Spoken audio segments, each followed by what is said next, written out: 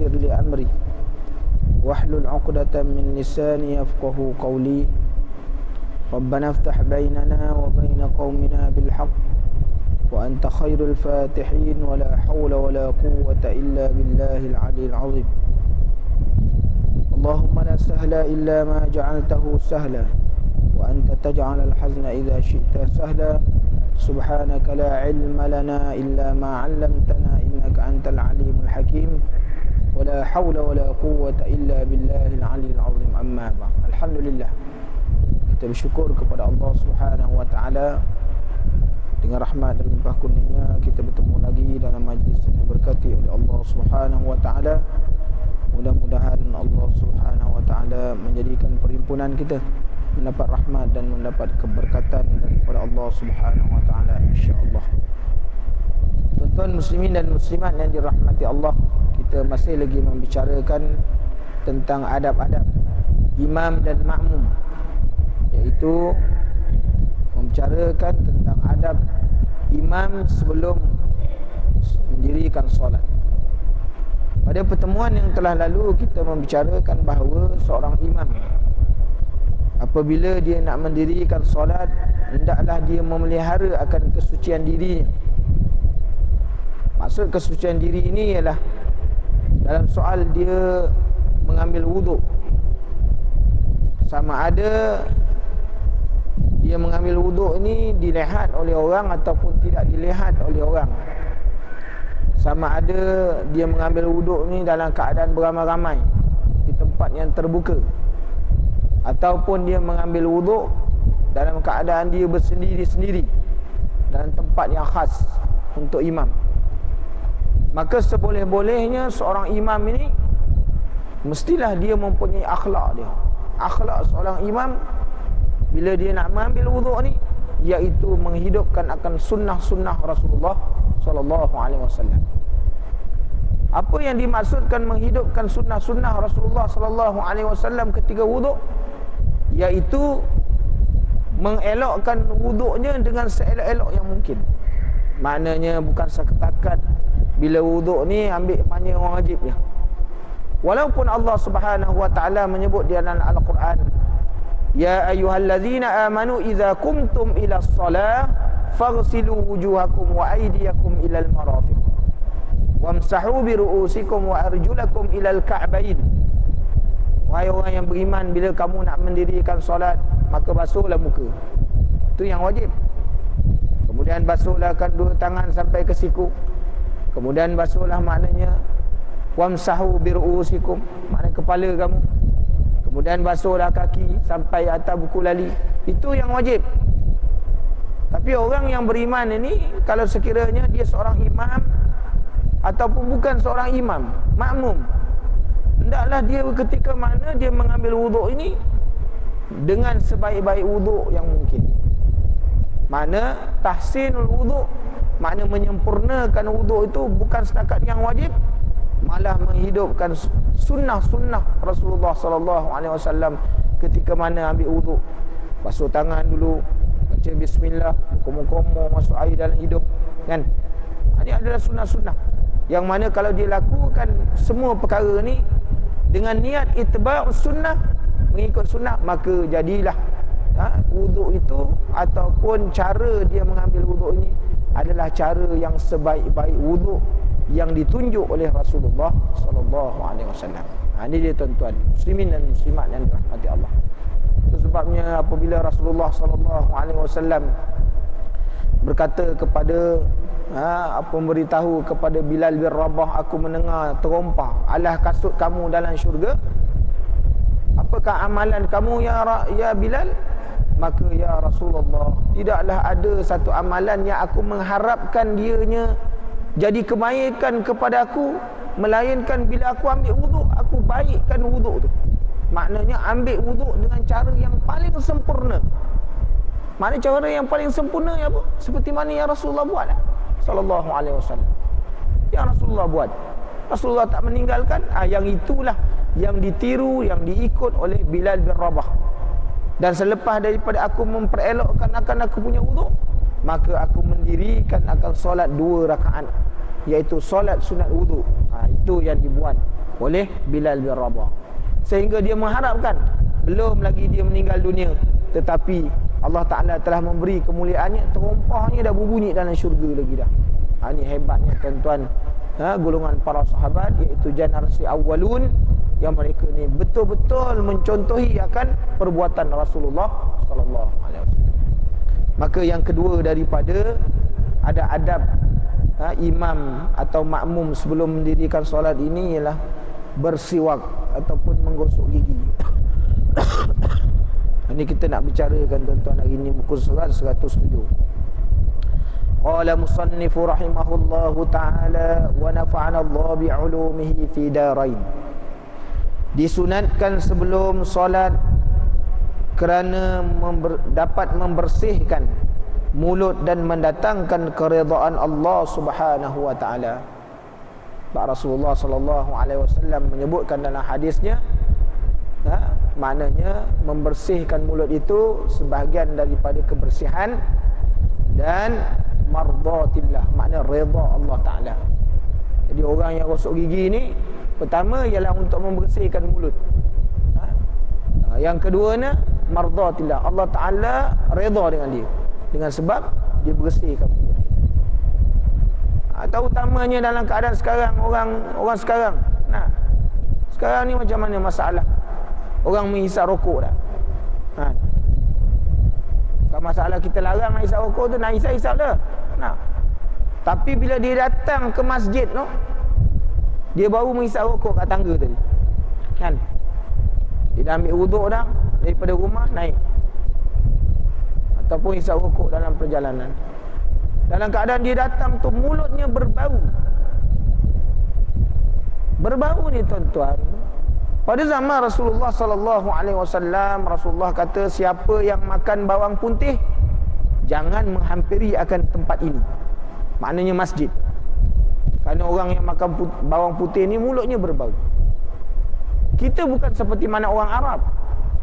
Orang Arab sampai sekarang tuan-tuan, mereka makan bawang putih itu sebagai makanan biasa dia. Dia makan macam tu. Kalau dia makan daun-daun dan sebagainya, dia makan roti, mesti ada bawang, ada yang mana dia mentah-mentah. Jadi mulut mereka berbau. Ada. Hak kita ni tak makan bawang. Bawang kita semua ditumis. Tapi kita apa? Kita makan rokok. Tu dia tuan-tuan. Kita makan rokok. Bila angkat, Allah, bau bensin ada, bau danghil ada. Ni rokok dulu-dulu lah tuan-tuan. Rokok sekarang ni saya tak tahu apa nama. Ni rokok dulu-dulu. Bayangkan berbau nak menghadap Allah Ta'ala. Hukumnya adalah makruh. Dan rokok tu pun ulama' dah isytiharkan dia sebagai haram, kan? Ada orang buat tak tahu je. Haram ke haram lah, duit aku susu. Itu tak kisah tuan-tuan. Tapi hukumnya ada. Tapi apabila orang nak mendirikan solat, dia menghisap rokok tu, berbau mulut dia. Sebab kita perlu ingat, rumah Allah Ta'ala ni ialah rumah yang mana dipenuhi oleh malaikat-malaikat rahmat Allah Ta'ala. Maka hukumnya tidak boleh kita menyakiti akan malaikat-malaikat Allah Ta'ala. Dengan sebab apa? Mulut. Mulut berbau. Ataupun kita menyakiti akan maknanya kita punya orang yang berdiri di sebelah-sebelah kita, kan? Sebab mulut tu berbau. Sebab tu dilarang. Jadi sebab tu masjid ni adalah kawasan yang dilarang kepada kita nak melakukan yang demikian. Hukumnya makruh. Kerana hukum makruh ni tuan-tuan, dia dekat kepada sesuatu yang haram. Jadi dengan sebab itu, kalau masjid ni adalah kawasan yang bebas daripada asap rokok. Tapi orang nak isap rokok, dia bukan kira. Dia bukan nak kira itu tuan-tuan.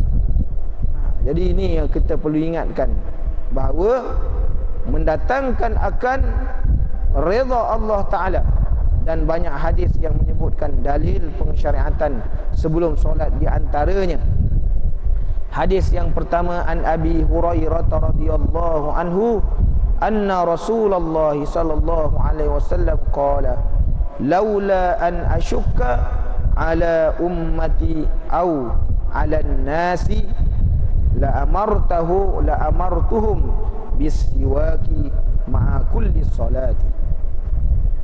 Diriwayatkan oleh Abi Hurairah radhiyallahu an, telah bersabda Rasulullah sallallahu alaihi wasallam, kalau tidak kerana aku membebankan atas umatku, kalaulah tidak kerana aku akan membebankan atas umatku atau ke atas semua manusia, nascaya aku perintahkan mereka supaya bersiwak setiap kali sebelum daripada solat. Jadi mana ala tu tidaklah menunjuk ke atas wajib tu, wajib syar'i. Nah, kalau ala fi didatang selepas tu ada dia tunjuk atas wajib. Tapi datang ala je. Ala di situ dia tidak menunjuk ke atas, maknanya jadi beban. Kan? Makna ada pilihan. Nak gosok gigi tak boleh, tak apa, tak gosok pun tak apa, tak jadi berat. Kalau dia atas ala fi, makna dia ada menunjukkan wajib syar'i. Kalau wajib syar'i kita tak nak semayang tak gosok gigi, semua datang dosa, tuan-tuan. Berdosa. Tengok Rasulullah sallallahu alaihi wasallam, dia memandang ke umat akhir zaman dia. Umat yang berada pada zaman Rasulullah sallallahu alaihi wasallam ni ialah umat yang mereka ni taat dengan perintah. Jadi Rasulullah memandang ke umat yang terakhir. Generasi apa? Orang-orang yang dekat dengan hari kiamat. Mereka ni susah nak beramal dengan hadis Rasulullah sallallahu alaihi wasallam. Susah. Dengan sebab itu tak jadi wajib. Kan? Kalau wajib semua berdosa. Jadi semua berdosa. Dan dalam hadis yang keduanya, an Abi Hurairah radhiyallahu an, anin Nabi sallallahu alaihi wasallam qala laula an ashukka ala al-mu'minina wa fi haditsin Zuhair ala ummati la amartuhum bisiwaki inda kulli salati. Daripada Abi Hurairah radhiyallahu an, bahawa Rasulullah sallallahu alaihi wasallam bersabda, kalaulah tidak kerana aku membebankan ke atas orang-orang yang beriman, dan dalam hadis riwayat Zuhair, ke atas umatku, saya aku perintahkan mereka supaya apa? Bersiwak setiap kali sebelum daripada solat. Maknanya kalau tak jadi susah, kalau sekiranya dia tidak menjadi kepayahan kepada umat, maknanya yang baiknya apa? Setiap kali orang nak mendirikan solat, yang baiknya bersiwak ataupun menggosok gigi sebelum sembahyang. Itu maknanya yang terbaik. Maknanya kalau tak jadi berat kepada kamu, maka gosok gigi lah setiap kali nak sembahyang. Itu maknanya menunjukkan kepada kita apa? Sesuatu galakan. Galak. Supaya kita ni nak sembahyang ni, gosok gigi lebih baik daripada tak gosok gigi. Walaupun kita tak makan apa-apa, nanti dibicarakan macam mana hukum dia, kan? Hadis yang ketiga daripada Abi Hurairah radhiyallahu an, yarfa'uhu qala laula an ashukka 'alal mu'minina la amartuhum bi ta'khiris isya'i wa bis-siwaki 'inda kulli salati.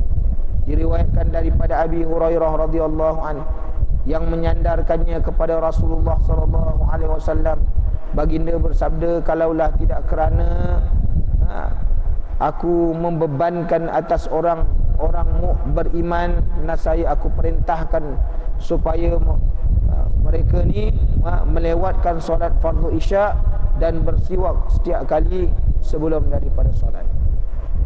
Jadi maknanya dalam hadis ni dia punya lafaz yang berbeza, ada maknanya sesuatu suruhan yang lain, makna menyuruh kepada kita ni mentakhirkan solat isya' ni, kan? Makna lewatkan. Mungkin maknanya di sini galakannya solat isya' ni tidur dulu, nanti bangun. Tapi kalau tidur jawabnya tak bangun-bangun, baik semayang. Afdalnya di awal waktu semayang ni, awal waktu. Tapi bila ada hadis yang menyuruh kita mentakhirkan semayang, dalam masalah mentakhirkan semayang ni tuan-tuan, jangan sampai terkeluar waktu. Kerana isyak ni pun ada waktu dia. Sembahyang isyak ni dia punya waktu sehingga habis, sehingga terbit fajar sadiq.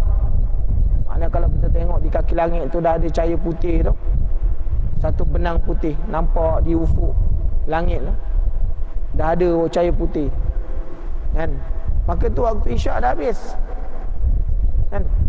Kita kata sembahyang isyak boleh pukul 5 sembahyang isyak. Itu bukan isyak, itu isyak engkau kan. Isyak ni ada waktu lagi. Isyak itu waktu pukul 5 tu tuan-tuan, dah habis dah isyak tu. Jadi kita kena ingat tu, sembahyang isyak pukul 5 pagi sembahyang isyak. Isyak lagi tu dia punya isyak tu. Sebab sembahyang isyak ni ada waktu dia, ada mulanya, ada waktu akhirnya. Jadi dengan sebab itu, kalau kita tak mampu buat yang demikian, sembahyang isyak di awal waktu itu lebih baik. Bagi orang yang boleh mentakhirkan, maka boleh mentakhirkan, itu lebih baik. Dan disuruh kita, maknanya setiap kali sebelum solat bersiwak, gosok gigi kan, memberus gigi ataupun membersihkan akan mulut kita. Ini adalah maknanya satu daripada suruhan, galakkan. Apa kesan daripada orang yang bersiwak sebelum daripada rosok gigi ni, daripada sembahyang ni? Maka dia kata ada pun dalil yang menunjukkan bersugi itu membawa kepada redha Allah. Orang yang sembahyang apabila dia rosok gigi, maka dia akan dapat redha Allah Subhanahu wa taala. Maka kata Aisyah, an Aisyah radhiyallahu anha, anin Nabi sallallahu alaihi wasallam, as-siwaku mathuratun lil fammi mardatun li rabbi. Bahawa dia kata siwak itu membersihkan akan mulut dan mendatangkan keredaan Tuhan. Inilah kelebihannya. Jadi orang yang semayang, bila dia semayang tu dia gosok gigi sebelum semayang, sentiasa di dalam redha Allah Subhanahu wa taala. Dia sentiasa dalam redha Allah. Tuan-tuan, nak cari redha Allah Taala bukan susah tuan-tuan. Benda-benda yang kecil yang Rasulullah tunjukkan kepada kita nak cari redha Allah. Kita kalau nak cari kesukaan manusia susah. Nak cari kesukaan manusia susah, kita nak cari. Nak buat baik dekat dia, nak belanja makan, bawa dia berjalan, hiburkan dia, baru dia suka. Itu dengan makhluk. Tapi dengan Allah Subhanahu wa taala, dia tidak perlu mengeluarkan belanja. Dia tak perlu keluarkan duit. Tak perlu tuan-tuan. Nak cari redha Allah, perkara yang paling mudah untuk kita cari redha Allah. Bendanya kecil je. Maknanya sebelum sembahyang gosok gigi, maka dapatlah redha Allah Taala. Bayangkan kalau sekiranya tuan-tuan mendirikan solat 5 waktu tuan-tuan bersiwak atau menggosok gigi sebelum daripada mendirikan solat. Bermakna siang dan malam tuan-tuan di dalam redha Allah. Apakah kesannya orang dalam redha Allah? Maka bila Allah Ta'ala dia redha, Allah Ta'ala beri keselamatan, beri ketenangan kan? Tenang ni banyak macam tenang. Tenang jiwa. Tenang jiwa. Jiwa jadi tenang. Tenang kehidupan. Dalam keadaan sekarang ni macam-macam masalah, tenang je. Kerana apa? Sentiasa dalam redha Allah Ta'ala. Benda-benda yang kecil tuan-tuan, yang kita tak nampak, kita rasa suka nak buat. Jadi bila kita dah mendengar akan hadis ini tuan-tuan, berusahalah kita ni. Bila ambil wuduk ni, bersiwaklah dia. Kenapa? Redha Allah. Kita fikir redha Allah. Kemudian yang keduanya, orang yang bersiwak ni kalau dia sembahyang dalam keadaan dia dapat redha Allah, yang keduanya dengan sembahyang yang didirikan kerana dia bersiwak tadi, menjadikan sembahyang itu adalah sembahyang yang mengikut daripada jalan sunnah Rasulullah sallallahu alaihi wasallam. Bermakna sembahyang itu lebih baik daripada orang yang sembahyang sebelum sembahyang tak bersiwak. Makna sembahyang orang itu lebih baik. Maknanya dia ada nilai. Makna nilai tambahan. Nilai tambahan. Kenapa? Dia boleh menghidupkan sunnah Rasulullah sallallahu alaihi wasallam. Contohnya orang sembahyang Jumaat. Nah, tidak menjadi salah nak baca surah-surah lain. Tak jadi salah. Hukum membaca surah itu maknanya sah belaka. Tetapi alangkah baiknya kalaulah sekiranya orang mendirikan solat Jumaat, dia membaca seperti mana yang Rasulullah baca. Kita telah membaca hadis dalam Sahih Ibnu Majah bahawa Rasulullah sallallahu alaihi wasallam bila mendirikan solat Jumaat, Rasulullah membaca suratul A'la dan suratul Ghasyiyah. Walaupun kita baca yang lain-lain, hukumnya sah. Tetapi bila membaca surah ini, maka surah yang kita baca ni kerana itbaqu sunnah, ikut cara sunnah Rasulullah sallallahu alaihi wasallam. Itu yang lebih baik. Walaupun kita hafal 30 juzuk, tuan-tuan. Tapi bila kita sembahyang baca tu lebih baik. Orang yang sembahyang witir contohnya, dia nak baca apa-apa surah pun tak jadi masalah. Kerana hukum membaca surah tu sunat.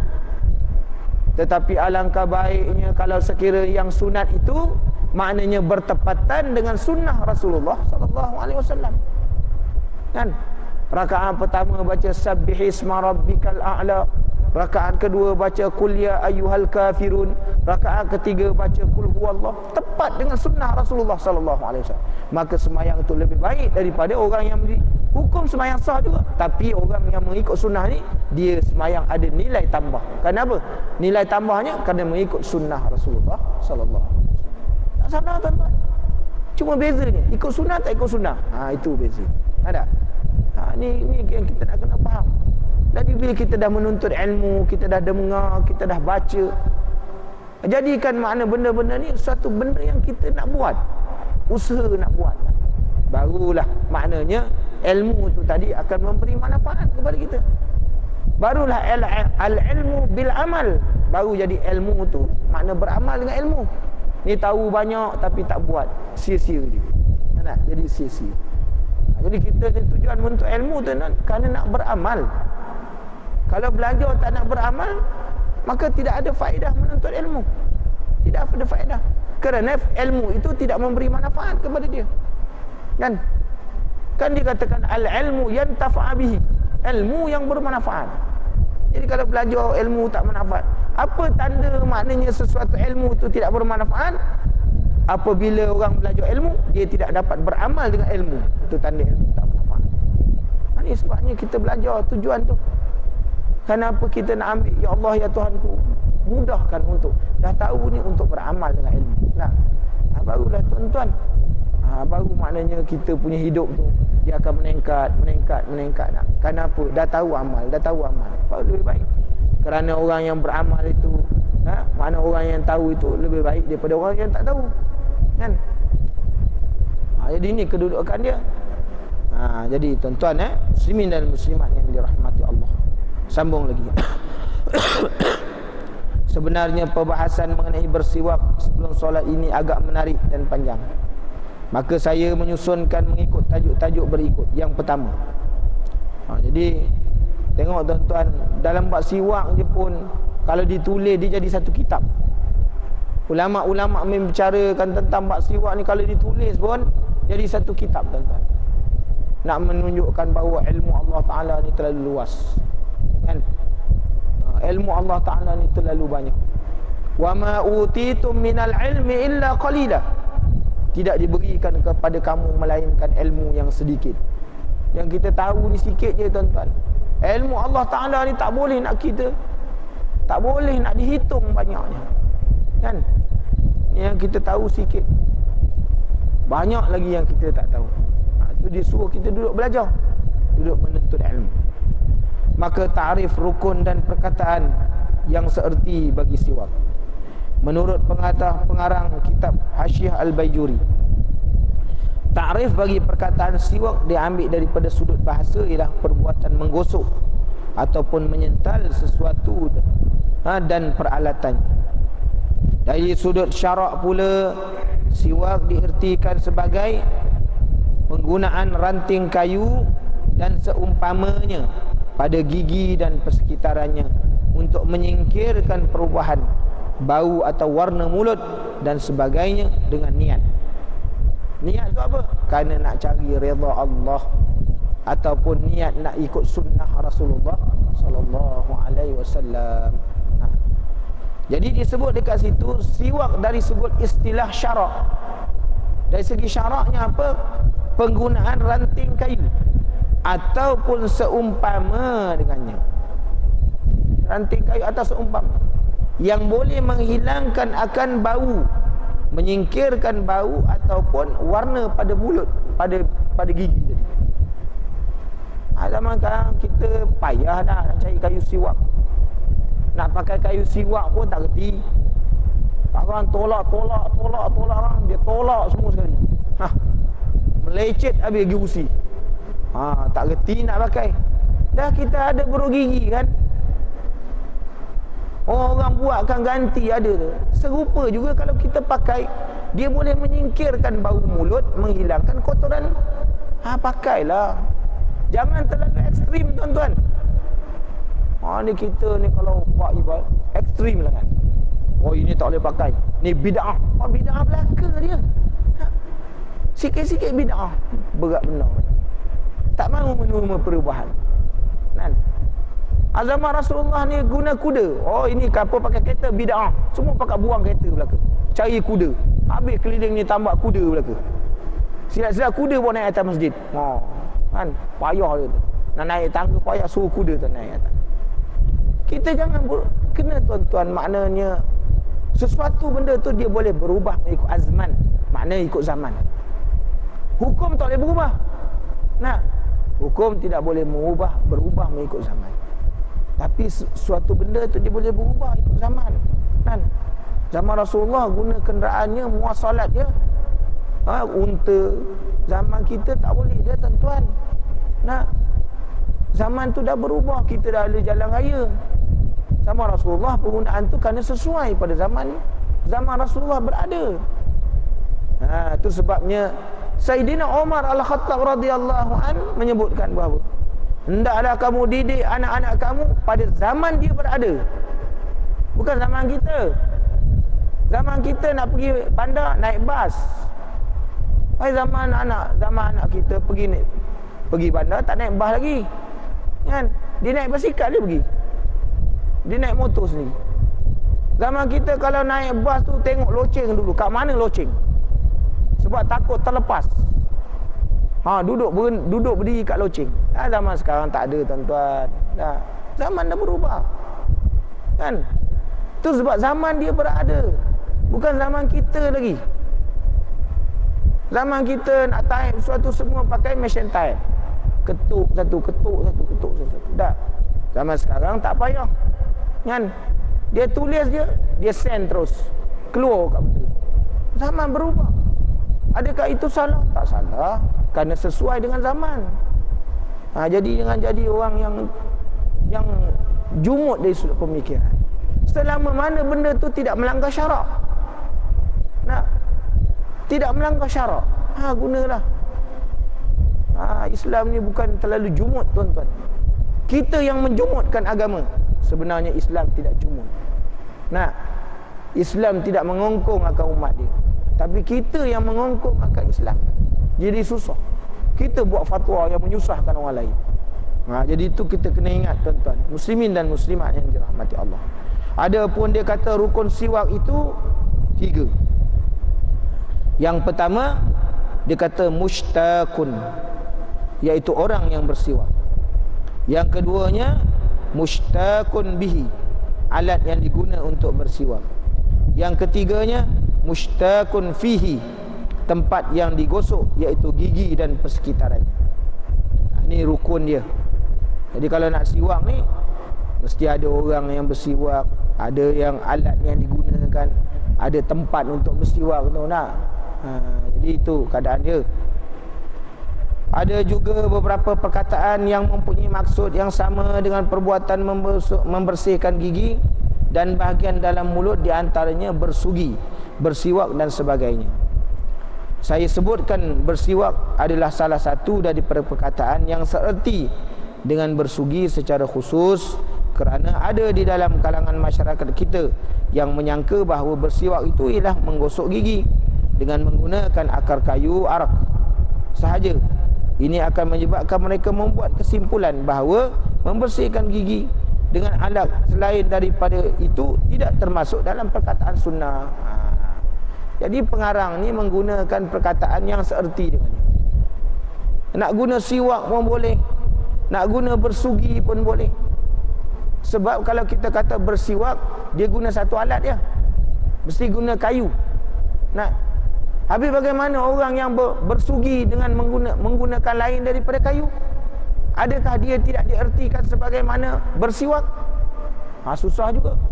Nah, dengan sebab itu guna gosok gigi boleh, guna istilah. Nah, yang pentingnya matlamat itu, dia sampai kepada matlamat, kepada asal dia. Nak gosok gigi boleh, guna perkataan gosok gigi. Nak guna bersugi, nak guna bersiwak. Maknanya kalau digunakan dengan perkataan-perkataan yang berbeza-beza, menunjukkan kepada kita bahawa menggosok gigi ni tak guna satu alat dia. Selama mana alat itu boleh menghilangkan bau mulut dan menghilangkan kotoran pada mulut, maka itu dia katakan istilah bersugi. Sehingga disebut dalam kitab-kitab fiqh. Nah, yang dikata sifat kayu, sifat siwak ni mestilah menghilangkan. Maknanya kalau orang gunakan tangan, jari dia, gosok pakai jari, hilang makna bau mulut, hilang makna kotoran di mulut. Itu istilah siwak juga. Orang dulu-dulu mana ada bulu gigi? Nah, mak-mak kita, ayah kita bangun pagi-pagi tu, lap jarinya, gosok tu, sampai ke dalam. Habis macam mana tu? Cerita dah. Itu bukan siwak. Bau mulut ni elok juga. Nah, kita tengok tuan-tuan, muslimin dan muslimat yang dirahmati Allah. Tu kita nak kena faham tu tuan-tuan. Kan? Kita kena memahami itu. Jadi bila kita belajar ni, pemikiran kita tu lagi terbuka. Minda kita tu dalam memahami satu hukum tu lebih jelas. Lebih banyak kita tahu kan. Jadi kita tak menyalahkan orang. Tidak maknanya mengatakan orang ni tak betul, orang ni betul, orang ni tak betul. Sebab apa? Kita belajar. Tak belajar tu mudah belaka je tuan-tuan. Maka dikata sangkaan itu ternyata salah kerana perkataan as-siwak adalah isim mushtaq, iaitu kata nama pecahan daripada perkataan saka yasuku, saukan atau siwak, yang berarti perbuatan menggosok gigi. Adapun perkataan arakun itu ismu, dikata ismu jinsi, kerana kata nama bagi sejenis tumbuhan yang kayunya digunakan untuk bersiwak. Bersiwak menggunakan kayu pokok arak itu sangat digalakkan dan perbahasan mengenainya akan disebutkan nanti insya-Allah. Jadi maknanya kalau kita boleh menggunakan kayu siwak, gunalah. Tadi waktu kat rumah nak gosok gigi, nak ambil air semayang, pakai bulu gigi. Nah, bila kita nak semayang, nak dirikan semayang, pakai kayu siwak, ambil berkah. Keberkatan nampak Rasulullah pakai itu dah. Ambil betul, tak apa. Kan? Buat macam tu. Kan? Pelbagai kan. Supaya kita dapat semua sunnah Rasulullah sallallahu alaihi wasallam. Kan? Bila pakai itu kena tahu-tahu pula macam mana panjang kayu, lepas dah guna nak buat macam mana. Ini setahun pakai kayu siwak, tak pernah bersih, cium, oi, Allahu Akbar. Macam-macam bau dia, bau asam pedas ada. Semua melekat dekat tu, setahun tak pernah bersih. Orang suruh pakai kayu siwak, tiap-tiap malam potong. Ini sampai berburas. Main gigit dia. Semua pada Pak Imam lah tu. Wah, jauh betul. Dia kata tuan-tuan, main gigit. Dia suruh potong. Malam gendam supaya dia jadi lembut. Dia tidak menyakitkan akan gusi apabila menggosok gigi. Malam gendam kan supaya dia lembut, dia gosok senang. Ini nak guna kayu siwak, nak guna kayu siwak besar ibu jari kaki, penuh mulut macam aiskrim. Ekstrim sangat loh. Pendek je. Pendek ni je. Allah. Macam orang makan apa tu? Orang tua kita makan apa? Ni tembakau tu kan. Main tolak. Pendek ni. Simpan dalam kocik pun hilang. Dia pakai kayu siwak ni digenggam satu. Digenggam. Mana kita genggam dah. Panjang kayu siwak tu. Digenggam ni. Ni pun dah terlebih. Digenggam dah dua macam ni. Dua jari tu. Itu panjang tu. Ini terlebih macam ni. Ke atas tengok. Tanam pokok siwak dalam kocik. Tak kena juga tuan-tuan. Nak beramal tapi tak nak ikut sunnah. Kan sahabat ni bila dia ada seorang sahabat radhiyallahu an, dia taruh kat ni dekat celah telinga je kayu siwak ni. Bayang kalau kayu siwak tu panjang kan, masuk je pintu tersekat. Macam mana? Tu dah. Dia pakai kayu siwak dikata seperti mana sebatang pensil alat tulis gitu kan. Boleh lekat tu. Sebab dia tak ada kocik, lekatkan kat serban dan dekat dia punya telinga dia. Bila nak semayang, gosok, letak balik. Itu dia. Kan ada kaedahnya lah. Jadi kita nak beramal tu ikut betul-betul tuan-tuan beramal. Jangan lebih-lebih kurang je dalam beramalnya. Maka hukumnya, yang keduanya hukum waktu dan hikmah bersiwak. Hadis tersebut menjadi dalil bahawa membersihkan gigi dan mulut sebelum solat itu sememangnya disyariatkan. Namun demikian timbul beberapa persoalan. Antaranya, adakah suruhan Rasulullah sallallahu alaihi wasallam itu berbentuk tuntutan wajib atau sunat? Mana tadi bahawa berpandu pada hadis-hadis Rasulullah sallallahu alaihi wasallam nak tunjukkan bersiwak itu adalah sesuatu yang disyariatkan.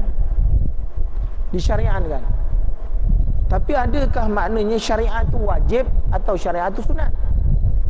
Yang disuruh bersiwak itu syariat wajib ataupun sunat? Itu jadi perbahasannya.